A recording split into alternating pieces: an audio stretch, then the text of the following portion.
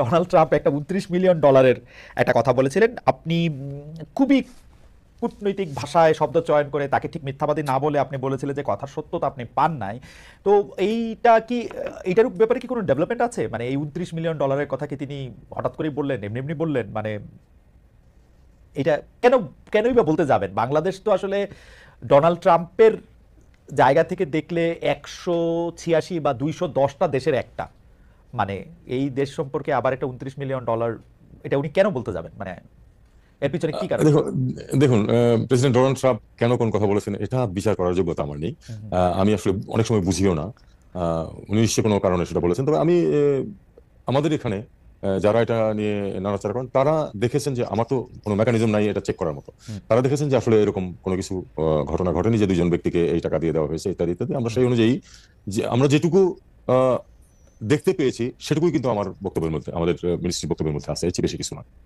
এমনি মার্কিন পররাষ্ট্র যে দপ্তর আছে এখানে, সরি মানে যে কনসুলেট আছে, যে এম্বাসি আছে, তাদের কাছ থেকে এই ব্যাপারে বাড়তি কোনো কিছু জানানো হয়েছে ইন দ্য মিন টাইম? না। না, না, আচ্ছা। এরকম কিছু জানা হয়নি আমার। আম, 2025 সালের মধ্যে নির্বাচন করা বা এটা ডক্টর ইউনূস ইদানিং মনে হয় বেশি করে ডিসেম্বর মাসটা স্পেসিফিকলি বলছেন। এর আগে বড়জোর জুন মাস পর্যন্ত আমরা শুনেছিলাম। এর জন্য কি আন্তর্জাতিক চাপ রয়েছে আপনাদের উপর? আন্তর্জাতিক, বিশেষ করে যুক্তরাষ্ট্র, ইউরোপীয় ইউনিয়ন কি নতুন প্রশ্নের গণতান্ত্রিক বৈধতা নিয়ে প্রশ্ন তুলতে পারে? মানে সরকার এমন চাপের মুখে পড়লে তারা, মানে আপনারা যদি ইলেকশনটা না করতে পারেন, মানে আসলে কেউ কেউ বলছে যে আপনারা কিছু সংস্কার করবেন, সংস্কারটা শেষ করে তারপর ইলেকশনে যাবেন, কেউ কেউ বলছেন না 2025-এর মধ্যে ইলেকশন হবে, আপনি কি 2025-এর মধ্যে ইলেকশনটা হবে এরকম দেখতে পান, এবং এর জন্য কোনো আন্তর্জাতিক চাপ আপনাদের রয়েছে কিনা? আহ, অন্তত আমি যেটুকু জানি আমার উপরে কোনো আন্তর্জাতিক চাপ, আমার মাধ্যমে বা আমার উপরে কোনো আন্তর্জাতিক চাপ কখনো আসেনি। আহ, আমি দেখেছি যে আমাদের বন্ধু রাষ্ট্র যারা আছে তারা সবাই কিন্তু এই সরকারের যে কর্মসূচি ইনক্লুডিং রিফর্মের প্রতিও কিন্তু তারা বেশিরভাগই কিন্তু স্পষ্টভাবেই বলেছেন যে হ্যাঁ, রিফর্মের ব্যাপারে আমরা সমর্থন করি সরকারকে, এরকমই কিন্তু বলেছেন বেশিরভাগ। হুম, হুম। কাজেই আমি মনে করি যে আন্তর্জাতিক চাপ আছে। বিষয়টা হচ্ছে আমাদের অভ্যন্তরীণ, এবং আমাদেরকে অভ্যন্তরীণ বাস্তবতার ভিত্তিতেই কিন্তু সিদ্ধান্ত নিতে হবে, যেটা প্রফেসর ইউনূস অবশ্যই নেবেন সেই সিদ্ধান্ত।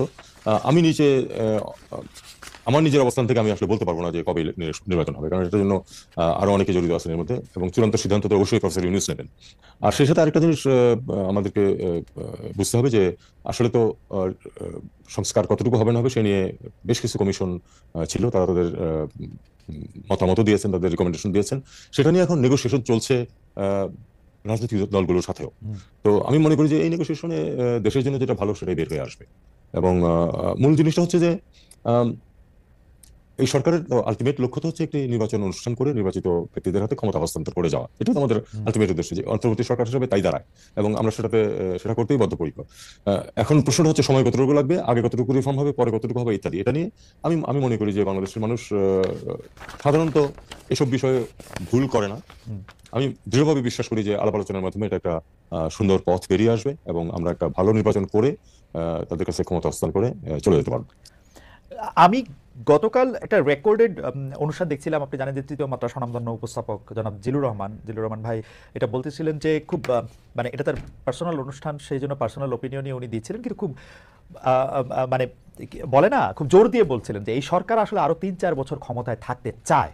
কেন এই সরকার 3-4 বছর ক্ষমতায় থাকতে চান সেটা তার ব্যাখ্যার জায়গায় আমি না গেলাম, যে উনি এটা বলছেন যে 3-4 বছর তাদের আসলে আর কিছু জিনিস দরকার, তাদের ক্ষমতা থাকতে হবে। আপনারও কিরকম মনে হয় যে ক্যাবিনেট মেম্বার, আপনারা কি আসলে আরো 3 বছর থাকলে দেশের বা আপনাদের ভালো হবে এরকম মনে করেন?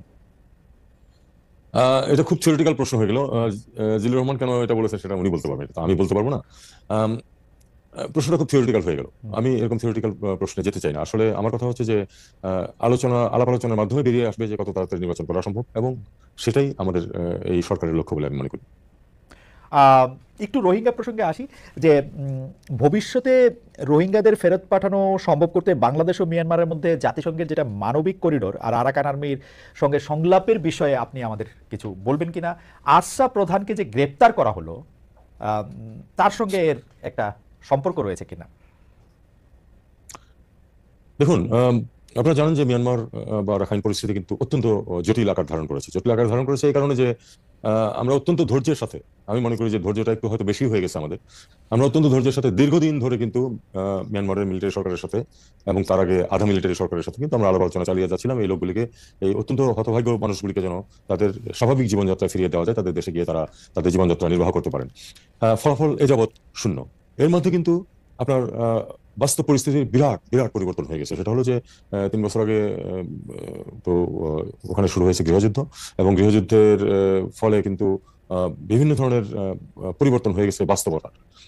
বাস্তব পরিস্থিতিতে এখন ধরুন মোটামুটি রাখাইন রাজ্য, যেটার সাথে বাংলাদেশের সীমানা আছে, রাখাইন রাজ্যের সীমানা কিন্তু অরিজিনালি শুধু বাংলাদেশের সাথে আছে, ভারতের সাথে নেই, কিন্তু তারা আবার খানিকটা পালিতোয়া এবং চীন রাজ্যের খানিকটা দখল করে ভারতের সাথে একটি যোগাযোগ স্থাপন করে নিয়েছে আরাকান আর্মি। আরাকান আর্মি এখন সম্পূর্ণ অলমোস্ট সম্পূর্ণ নিয়ন্ত্রণ আছে। বম্বিং হচ্ছে উপর থেকে, তাতে করে মানুষের যন্ত্রণা বাড়ছে, কিন্তু তাতে করে কিন্তু আরাকান আর্মির নিয়ন্ত্রণ কিন্তু শিথিল হয়নি এই রাজ্যের উপর।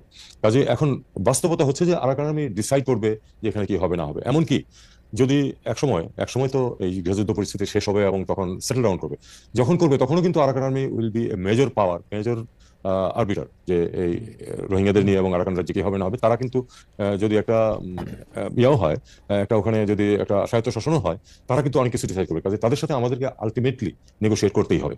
তবে যেহেতু তারা একটা নন স্টেট অ্যাক্টর, একটা রাষ্ট্র হিসেবে আমাদের পক্ষে, আর বিশেষ করে যেহেতু আমরা এখনো কেন্দ্রীয় সরকারকে তো স্বীকার করি, কাজেই তাদের সাথে আমরা আলাদাভাবে অফিসিয়ালি কোনো যোগাযোগ করা আমাদের পক্ষে সম্ভব না। তবে আমি জানি যে সরকারের বাইরে বিভিন্ন ধরনের তৎপরতা হচ্ছে যে এটা কিছু ব্যবস্থা করা। এখানে একটি প্রশ্ন, যেমন বর্ডারে কিন্তু কিছু যোগাযোগ সবসময় আছে, কারণ বর্ডারের ম্যানেজমেন্ট করতে গিয়ে অনেক সময় তাদের সাথে কিছু যোগাযোগ আমাদের করতে হয়, সেটা আমরা নিম্ন পর্যায়ে করে থাকি। আর আরেকটা বিষয় যেটা আপনি বলছিলেন যে করিডোরের প্রশ্ন, করিডোরের প্রশ্নে আমাদের যেটা অবস্থান সেটা হচ্ছে যে করিডোর দিয়ে যে মালামাল যাবে সেটার বিতরণটা কিভাবে হবে, এটা একটা খুব গুরুত্বপূর্ণ প্রশ্ন। এই জন্য যে আমরা এখনো দেখছি না যে আরাকান আর্মি রাখাইনদেরকে এবং রোহিঙ্গাদেরকে যারা ওখানে আছে তাদেরকে একইভাবে ট্রিট করছে, তারা করছে না। তাদের অ্যাট্রোসিটিজ এগেইনস্ট দ্য রোহিঙ্গাস কিন্তু চলমান ছিল, অন্তত এই মুহূর্তে হয়তো নাই, কিন্তু ছিল, এবং যার ফলে কিন্তু অন্তত 80,000 রোহিঙ্গা কিন্তু এই তারা রাখাইনে দখল নেওয়ার পরেও বাংলাদেশে প্রবেশ করেছে। তো এটা আমরা তো চাই না যে এটা ঘটতে থাকুক। এখন যদি সিম্পলি এই ত্রাণ সামগ্রী তাদেরকে দিয়ে দেওয়া হয়নি গিয়ে আরাকান আর্মির হাতে, তারা এতটা বিশ্বাস এখন অর্জন করতে পারেনি যে তারা এটা সঠিকভাবে বিতরণ করবে। আমরা আশঙ্কা করি যে এটা যদি হয় তাহলে তারা সেটা রাখাইনদেরকে দেবে, রোহিঙ্গাদেরকে ডিপ্লয় করবে, তাতে করে এটা উইপন অফ ওয়ার হিসাবে কিন্তু এটা ব্যবহারের একটা সম্ভাবনা আছে। আমরা সেটা চাই না। আমরা চাই যে যদি এখান থেকে কোনো সরঞ্জাম ইউএনএইচসিআর এর মাধ্যমে যায়, ইউএনএইচসিআর কে তার উপর তার ডিস্ট্রিবিউশন প্রসেসের উপর নিয়ন্ত্রণ থাকতে হবে, নিয়ন্ত্রণ কমপ্লিট না হোক, অন্তত পাশাপাশি নিয়ন্ত্রণ থাকতে হবে, যাতে সবাই এটার ভাগ পায়। আপনি আসলে মানে আমি প্রশ্ন করার আগেই আপনি মোটামুটিভাবে পুরোটা বিষয় আপনি ব্যাখ্যা করেছেন, কিন্তু আমার এটা খুবই কৌতূহল লেগেছে যে জাতিসংঘের মহাসচিব যখন এখানে আসলেন, সঙ্গে আপনিও ছিলেন, আমি তাকে ইংরেজি ভাষাতেই কোট করি, তিনি যখন এটা বলতেছেন, দিদি Arakan Army is an entity with which I believe a necessary dialogue must take place. আমাদের সাথে বাংলাদেশের সাথে আরেকটা দেশের কূটনৈতিক সম্পর্ক রয়েছে এখনো, মানে কূটনৈতিক সম্পর্ক বলতে আমি যদি বলি ওই সরকারটাকে আমরা সরকার হিসেবে স্বীকৃতি দিচ্ছি, যেটা আপনি বলতেছেন, সেইখানে ওইখানকার বিদ্রোহী একটা গ্রুপের সাথে ডায়লগ হবে, সেটা জাতিসংঘের মহাসচিব বলছেন, আমাদের দেশে এসে আপনি সেখানে উপস্থিত আছেন, এইটার একটা মানে মানে এইটা আপনার একটা কূটনৈতিকভাবে এটার আপনার একটা জবাবদিহি করতে হবে না? মানে এমনিতেই ওরা আমাদের কথা শোনে না, তার মধ্যে মানে এটা একটু পুরোটা নিয়ে চলে যাওয়া না, মানে মানে অল ইন হইল না এটাতে? মানে আপনার কি মনে হয়? না, দেখুন দেখুন আমরা কোনো জাম্প করবো না কোনো সিদ্ধান্তে, আমরা কোনো জাম্প করবো না। তবে এই বিষয়টা আমরা উপলব্ধি করি যে আলটিমেটলি আমাদেরকে অবশ্যই আরাকান আর্মিকেও ইয়াতে হিসাবে নিতে হবে এবং তাদের সাথে নেগোশিয়েট করতে হবে। আমাদের কোন স্টেজে করবো সেটা আমাদের একটা সিদ্ধান্তের প্রশ্ন আছে। এটাকে বাস্তবতাকে স্বীকার করেছেন আমরা জানি যে জাতিসংঘ মহাসচিব। জেনারেল। হ্যাঁ,